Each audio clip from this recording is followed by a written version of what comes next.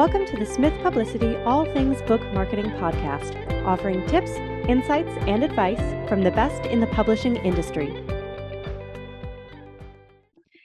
Hello, and welcome to this episode of All Things Book Marketing. I'm your host, Olivia McCoy, and our special guest today is Lucinda Halpern. Lucinda is a literary agent and the founder of Lucinda Literary. Welcome to All Things Book Marketing. Thanks, Olivia. As you know, I love the name Olivia because my daughter is named that. So It's a wonderful name. It leads itself to a lot of nicknames. it does. Well, thank you for joining us on the show. I would love for you to start with what you do and how you help authors. Yeah. So thanks again for having me. You guys have a wonderful marketing firm, so I'm really happy to be here. And in ways I consider being an author the best form of marketing your message, right? If you're a novelist or a nonfiction author. So some of the ways in which we help authors, many of whom begin as total unknowns, as total first timers, is that we actually now coach and educate them into what it means and what it takes to become an author. So that's been a really exciting division of my agency as of 2020, when so many people were sort of reinventing their businesses to have more online learning. And I've taken so much to teaching and coaching writers at scale in a way that literary boutiques really can't handle otherwise, right? Which is one reason that literary agencies based in New York and publishing houses are so mysterious and opaque and difficult to access and exclusive. And I really wanted to change that with the opportunities that Zoom was allowing to now meet with writers all over the world. They didn't have to come into New York to meet with an agent. So that's one of the exciting things we're doing through our Lucinda Literary Academy. But beyond that, we have worked now for the business has been around since 2013 and even maybe 2011. It's on its 13th year. So yeah, that makes it Wow. 2011. And that's wonderful, right? And it's diversified and pivoted and innovated in so many ways from the beginning. So when I started out, I actually had a publicity background. I was on the heels of having helped Gretchen Rubin market her very famous Happiness Project, along with some other authors. I'd worked with the authors of Freakonomics, for instance, when I was at HarperCollins. And all of this time earlier in my career, I was taking notes and I was learning from sort of the best in breed how to take advantage of this burgeoning online, marketplace that was amplifying the messages of books and authors. So I started Lucinda Literary with that in mind. How can I navigate authors through online marketing and also publicize to the media their books? 5 years in, right around the time I had my first daughter, I thought, you know what? I've always been really deeply editorial. We have enough authors now that I'm representing in just your standard agent capacity, which for those who aren't familiar with what an agent does, I may have started there. We are your doulas, your spouses, your therapists, and your advocates. We are the people, your very first editors and champions who make the partnership with you early on, share your vision, develop your book proposal or your manuscript, and sell your work to a publisher. We're obviously so much more than that because the publishing journey is a long one. So, 5 years into starting with Lucinda Literary, I was really working more full time with authors in that way. And then we heard that authors needed lecture agents. And why couldn't they find a good lecture agent when so many of my nonfiction authors really needed that service as a way to monetize their books and have careers as authors? And so we invented a lecture bureau. It turns out the work is not that dissimilar from what we do as agents. It's matchmaking and it's negotiating.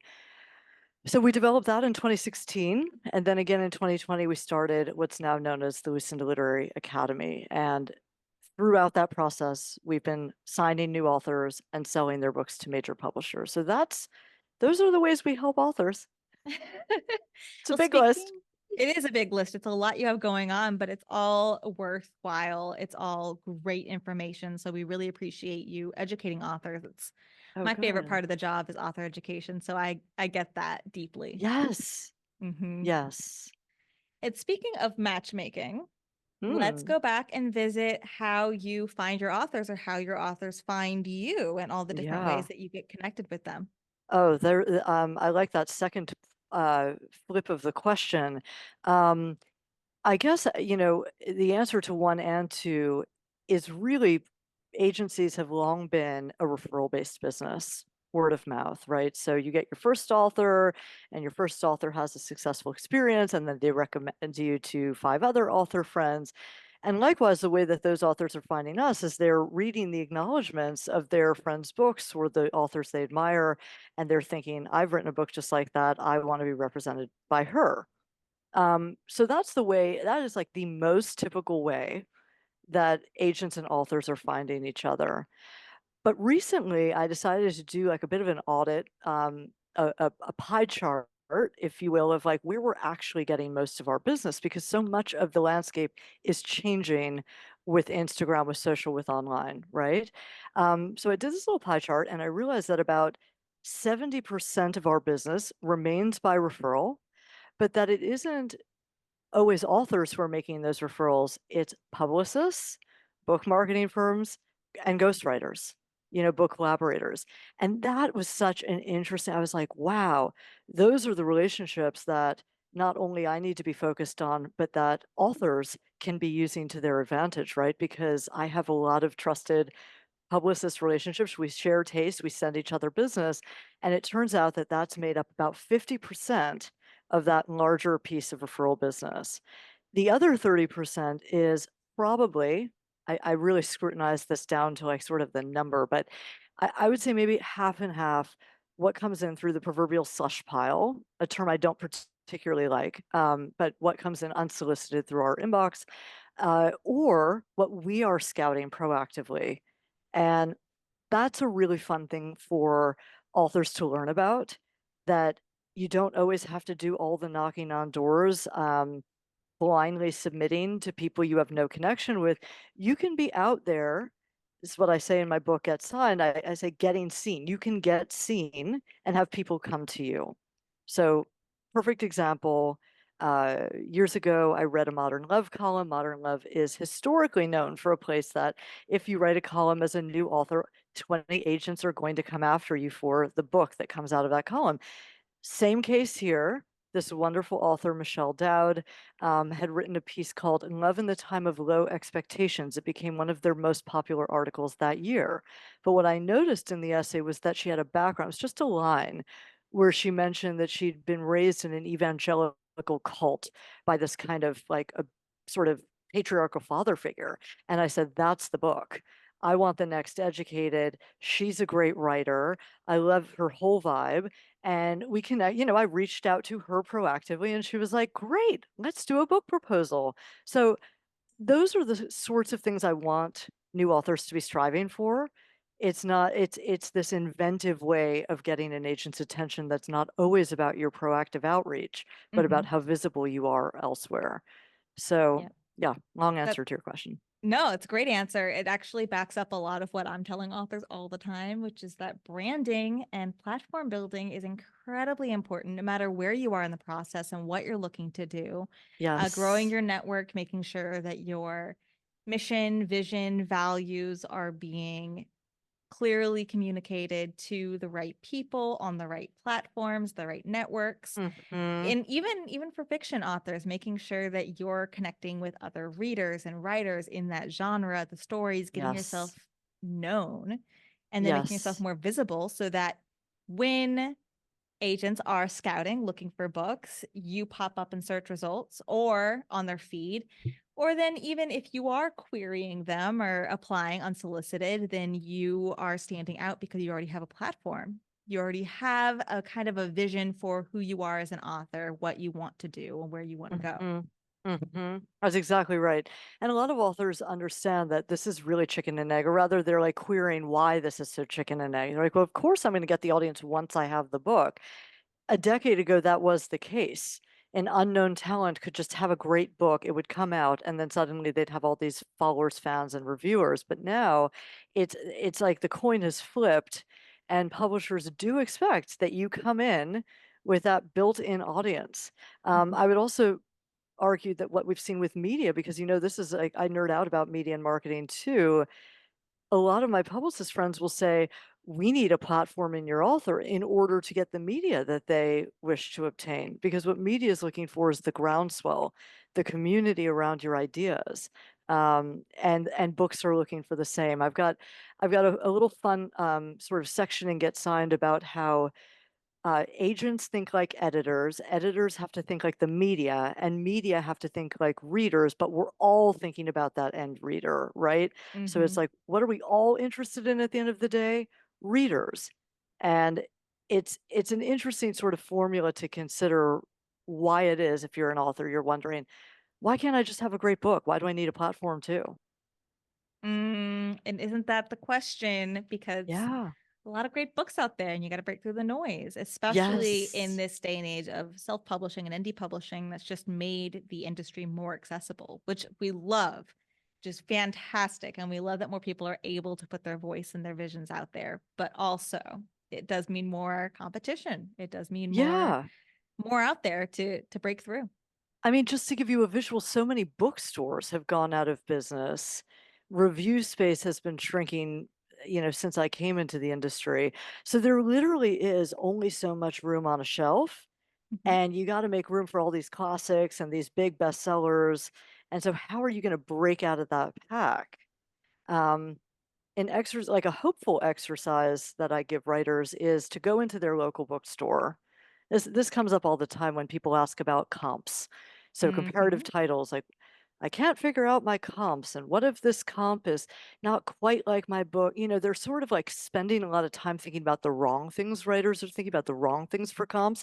The right thing to think about is, what was the author's profile that's similar to mine that makes mine a look-alike book? Not that it is verbatim the same book, but that it has the same readership. Mhm. And an exercise I love to prescribe is go into your local bookstore, your favorite local bookstore, and talk to a bookseller about what they're selling every day, and ask the question, what was the book you didn't expect to be flying off the shelves, but is really just sort of surprising everyone, and you're reordering, and you'll learn about like those non-celebrity, non-best-selling authors who are creating these successful first-time books, and that can guide you actually in finding your comps. So everyone has access to that. And speaking of the unsolicited submissions that editors and agents get, Yeah, I'd love to talk about how to break out of that pack. So, what does it look like? I mean, I know the process is called querying for authors that have heard of that somewhere in the conversation, but don't exactly know what that means. sure. It's the act of submitting unsolicited to these agents and to these editors. So, Yep. what exactly goes into an author query or book Mm, proposal? Is there a mm. difference? There is a difference. And fortunately, I have created this book called Get Signed, and there is an entire chapter on creating the perfect query letter. But I've aimed in that to give you advice that you won't find online for free, right? This is like sort of secret agent advice, like the things that we do, because we write something very similar to a query letter to a publisher when we pitch your book. And so it's like, use our language, use our strategies, use our tactics. So I have a few things I can give there, but I guess the way I like to, to answer your question, is a book proposal like a query letter? It's not. A query letter is your first foray into the conversation. Like, that is a 300 word or less pitch letter that you send via email. You used to have to send them via snail mail, and I always tell people that actually wasn't, in ways that was actually a better situation, because someone had to open those envelopes and peek at the manuscript. Now it's a subject line that gets you. It's a title, right? Like, you're just looking through a very saturated inbox. So a query letter is your pitch letter. And your pitch letter needs to tell us not what your book is about, but why it matters. It's a very fundamental difference. Why it matters. Why this book now? Why are you the person to write it? Those are the things that people want answered for them, an agent wants answered. A book proposal is for nonfiction authors exclusively, and it's the 50-page blow up of the pitch.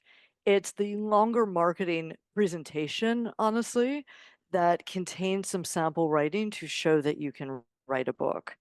Why is that the case? Because for so much nonfiction, editors and agents want to get in on the ground floor and develop and shape the book, and nonfiction tends to bend around the news of the day.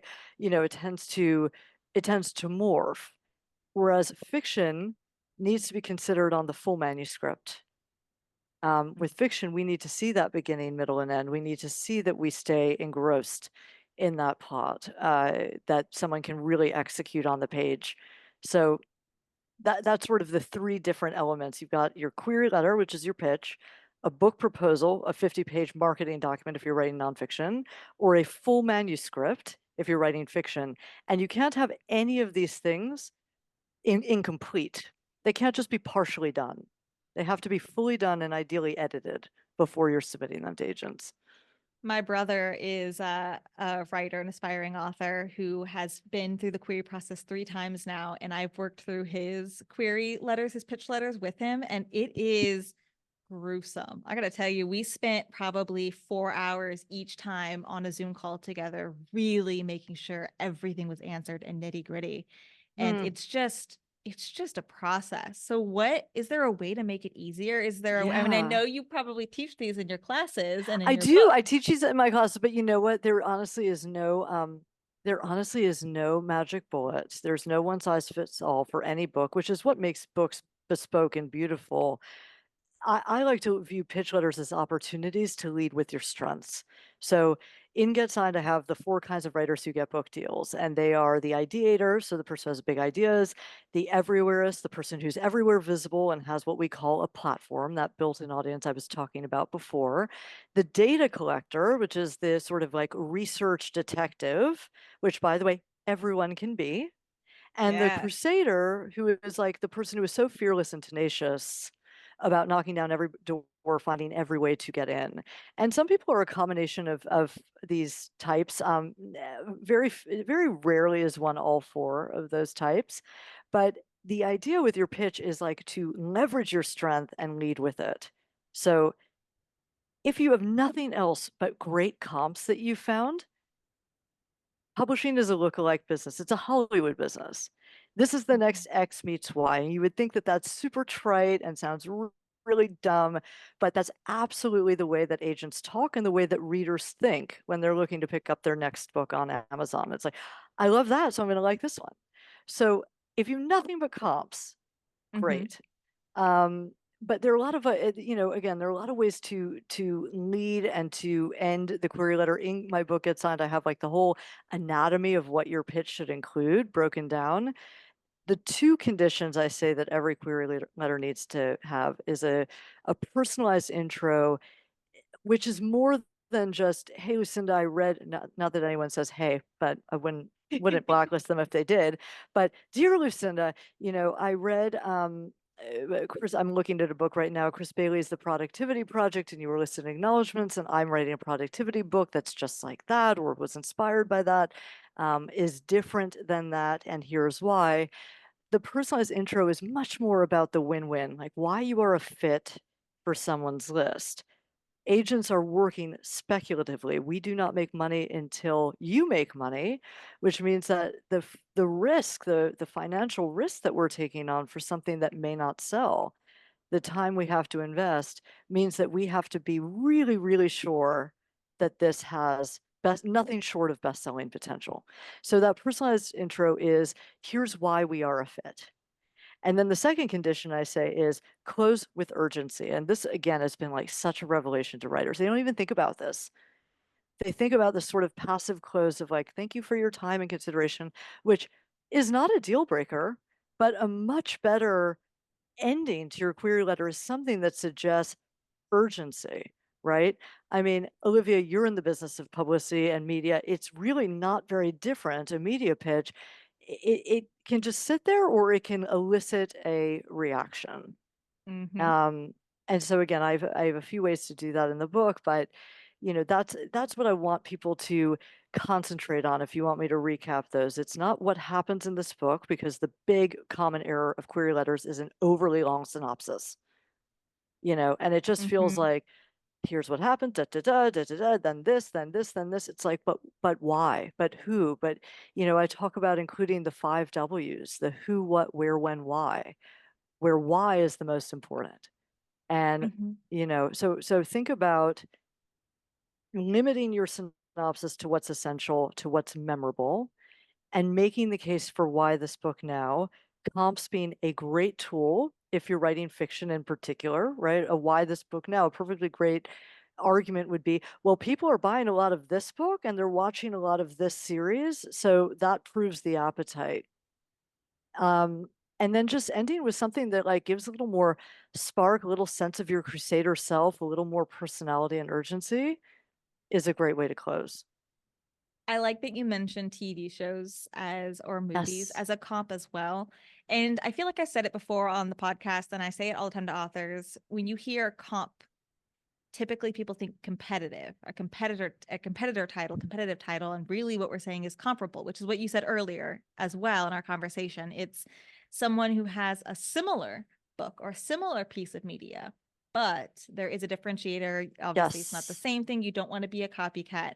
But I do like that you could pull your comp from other pieces of media. So if you were to say, this Yes. is Hank Green meets a YA book, or this is a science person, Bill Nye the Science Guy meets Yeah. this book. That is a great way of kind of talking about that need, like you said, and that urgency Yes. without pulling out too many books and maybe dating a little bit, It's, I dating mean, yourself. it's a no stress way to think about comps. Everyone watches Netflix. Every editor is sort of paying attention. It's their business to pay attention to the trends by way of all media forms. Popular podcasts, what's in the news, what's popular on social media, what people are watching.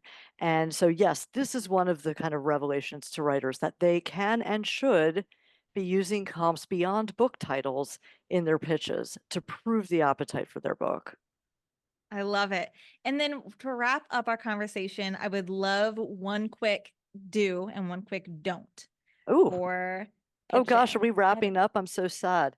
Um, No, I know. And you we're know going to I get could do around this to where all day. people can get in touch No, with that you. is But so good. Oh, yes, yes, yes. Okay, one quick do, one quick don't. So we talked about like really thinking about being brief, the less is more. We'll ask you if we want more information, Mhm. right? Like the idea is, the teaser, the movie trailer, we have to see more. The only thing you have to focus on, the only win you have to focus on in a query to an agent is getting the request to see your material, is getting into a dialogue. That's it. If you've Mhm. done that, you've succeeded. And so the less is more approach is one that I consider helpful in all of life and communication. So maybe that's your do, along with lead with your strengths. Mhm. And then your don't, we talked again about like being overly sort of long on the synopsis front. Uh, Obvious don'ts, like choose. I've been pitched, dear Linda, or people will blind copy a lot of agents. I'm going to try to think of something more inventive than don't give up. This is a variation on don't give up. Okay. Most writers think that the one shot they've taken is it. They Mhm. send a pitch to an agent and they say, well, I got rejected. I never heard back and it's been 9 months. And I'm like, this is just, I want to just screw your head on straight, baby. Like, this is not I hate to see them so sort of discouraged by this, right? There are so many reasons why that agent didn't receive the pitch to begin with, or you had the wrong title or the subject line, or the person was out on maternity, there was someone better. There's so many reasons that that didn't land the way it should have. And so the don't give it one try.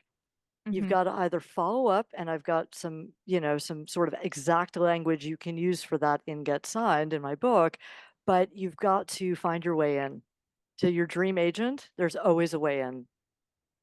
Yeah. It hurts my heart just hearing the idea of authors giving up on their book and writers giving up. It just, yep, yep. Yeah. And they come, Yes. and then they'll come to us and they'll be so defeated. And oh, I wish you would come to me before you gave up. Like, let's try and get some of that spark back, because there's so much you can do and it's fun stuff. Like it's another sect of being an author, being published. Yes, that's if right. if one avenue doesn't work out, reach out to a publisher or a publicist or a freelance agent or someone, because you don't know the connections they have or the ways that they can help you get out there. There's so many different avenues nowadays that, like you're saying, one shot is not your only shot. Yes. Yes. It's a long and winding road. I could talk more on Yeah. self-publishing. Like if you self-publish, Mhm. there could be a traditional deal ahead. It's not, it's not stigmatized in the way it used to be. It can be incredibly effective for authors, and many choose to do that even when given other opportunities. There are so many ways to think about like what's the right path for your book Mhm. that begin with what are your goals for this, and there's so many ways to keep productive. So the newsletter like we're about to send this week is about ways to keep productive while you're waiting to hear from agents, Yep. Yep. because like And I what bet an it's anxious waiting period, right? build your network, work Oh on your yeah. branding, make Oh sure yeah. that, yep. Yep. Yes, Oh, I all can't of wait for these that one. things. Yeah, that'll be fun. So in terms of how to get in touch to learn more, Yes. we have a ton on our website, lucindaliterary.com. If you actually subscribe to our mailing list, lucindaliterary.com/subscribe, you get if like a free author training kit. You get, I think, a video with me. I'm sorry. I hope it's helpful. You get, you get so much stuff. I think you get like an author ebook of some kind, and we also run these free bonus Q&As now, where a Ooh. bunch of writers can just jump in a room with me, like bring a cup of coffee, be in your pajamas, and ask questions of an agent, because this is what Zoom allows us to do. And so, we always have sort of fun challenges and programs and events going on at Lucinda Literary. So yeah, that's how I'd encourage people to find us. Well, incredible. Thank you so much for joining us. And Absolutely. listeners, watchers, if you like this episode, don't forget to rate, review, subscribe, and share it with anyone else that might be interested. We'll see you next time. Thanks.